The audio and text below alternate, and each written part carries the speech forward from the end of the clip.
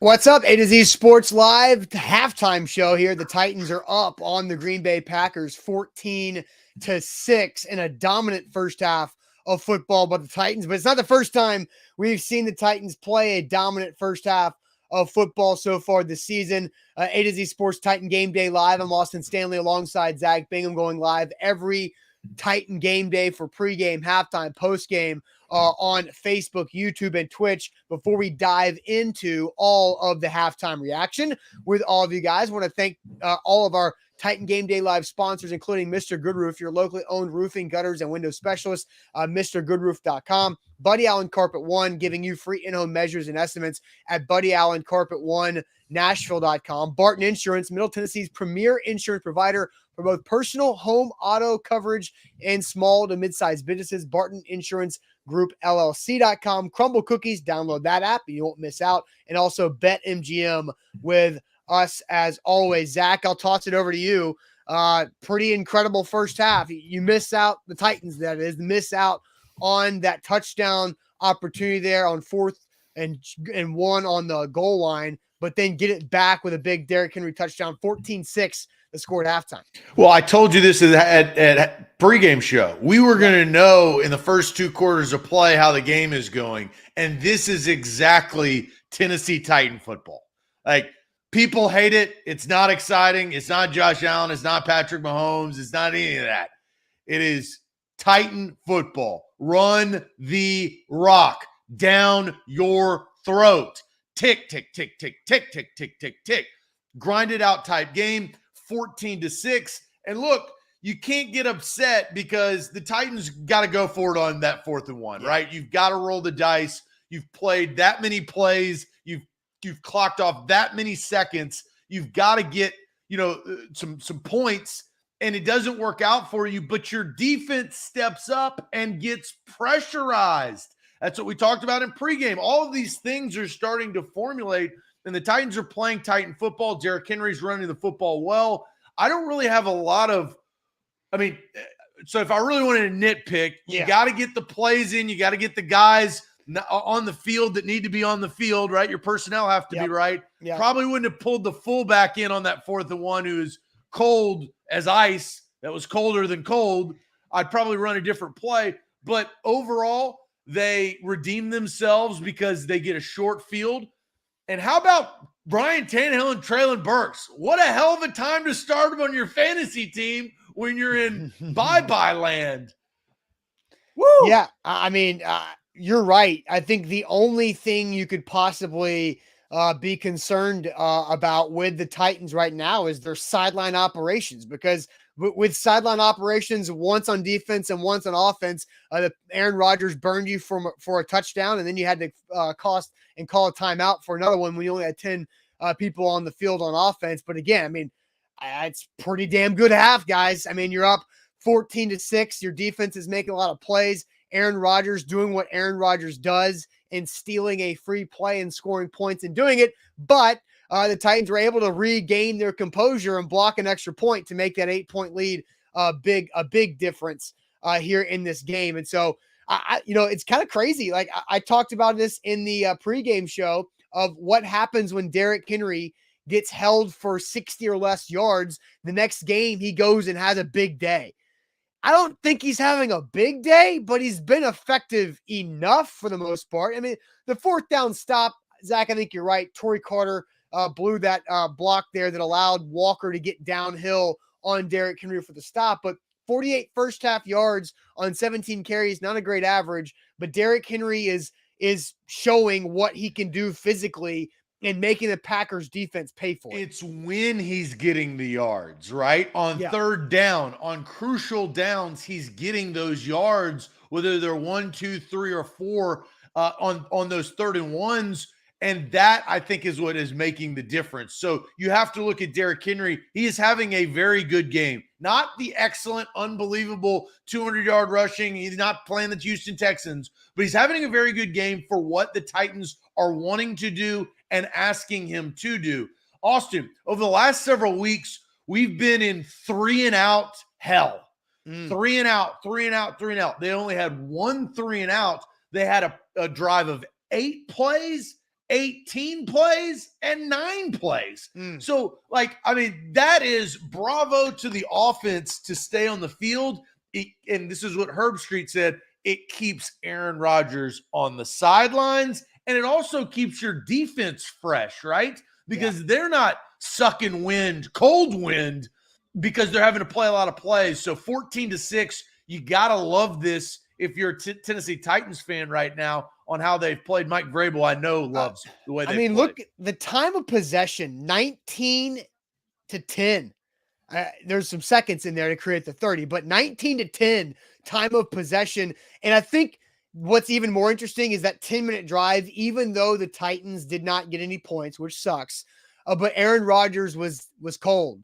And everybody knows this. If you're out there sitting there on the sideline for 10 long minutes of game time in 20-degree weather, you lose a lot of that blood flow. You lose a lot of that natural energy you had, and it showed up. So I think it's a big half overall by the Titans. I see a lot of people in the comments, Troy saying on Facebook that the Packers can't run on the Titans. And if you look at the box score, I mean, you're right there. 9 carries for 22 total yards. But that's the crazy thing is that the Packers only have 20 total snaps of offense, while the Titans have 19 pass attempts and 18 rush attempts. They're really dominating this half. And Zach, Ryan Tannehill's having himself a really, really good night. 14-18 for 127, a beautiful throw to Dontrell Hilliard there for that touchdown early. And he's finding his targets who are catching the football and converting first downs. Treylon Burks, big play down the seam on a third down. Robert Woods converting multiple third downs. Austin Hooper converts 1 third down for first down and got really close where I think if we ever saw a replay, I don't know how to feel about that, but created that 4th and short. We never saw a replay on Amazon, so I don't know what to really think of that, but Austin Hooper, Robert Woods, Treylon Burks, all doing really good things in the pass game. And then obviously Dontrell Hilliard with another touchdown. Yeah, 3 bones to pick for Amazon. Didn't see a replay on that one. Also, they didn't discuss, I felt like at length that they needed to, the Aaron Rodgers possible safety intentional grounding rule. We just need to be educated because that play doesn't happen that often. So I always revert back to my old school mind of watching the Bucks and Jeff Garcia. Is this one of those where a toe can be behind the line of scrimmage and it's still not, an illegal throw? Or is this the ball has to be across the plane? Is there an invisible plane? Like, I need to know that type of stuff. It's the confusing thing because not every plane is created equally in football. So they explained it after the commercial break about your entire body has to be out.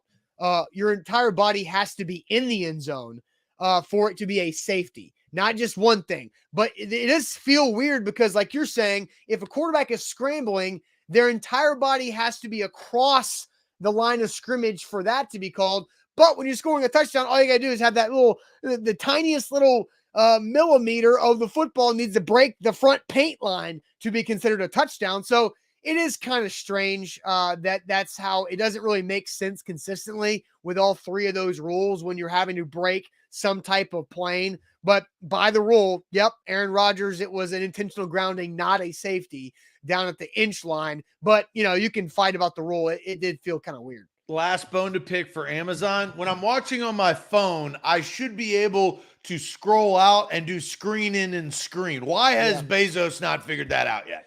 I don't know, but that is ridiculous. I need to be betting while I watch the game, and I can't bet on BetMGM and watch the game because I got to close out the app. So that's a huge shade right there on a Thursday night for Bezos and the boys for Amazon Prime in their first year in prime time. Right. Real quick, really smart comment by MB on YouTube says, Austin, the rules are to benefit the offense. That's the issue. Yeah, you're right. All 3 of those that we talked about are beneficial to the offense. So that's a pretty good comment there. A to Z Sports here live on this halftime show. Let's go ahead and ask this question, Zach. We do it every halftime. What is your confidence level in the Titans winning this game against the Packers? We go 1 through 10, 1 being you have little confidence, 10 you think it's locked up right now. What is your confidence level in the Titans winning this game against the Packers up by 8 at halftime? We went 1 through 10. And by the way, you need to be following A to Z Sports on every platform because maybe you might lose something on social media. That's a completely different story. But make sure you subscribe to us on YouTube. You like the show on YouTube. Give it that thumbs up right there on YouTube. Also on Facebook, like and share the show. Follow us on Facebook. Subscribe on YouTube. All of that great stuff because we have constant content for you guys covering the Tennessee Titans. So, Zach, I'll send you quickly to the chat. What are the confidence levels you're seeing from the chat? Yeah, and look, this is quick. We get 10 minutes in and out, right? Post-game show, we'll talk about Traylon Burks' career game because he's already having a career game. He's only played in 5 games. This is the 6th. He's having an unbelievable game. Let's go to confidence level. Jake goes 5. Williams goes 8. Timothy 5. Will Tennessee goes 8. 6 from Anthony. Jay goes 6. Taint Sinatra goes 10. Jake goes 5. Eric goes 6. Dalton is at a 10. B Birds goes 6.5. G-Man on base goes 4. Will Buttrey 7. Daniel 6.5.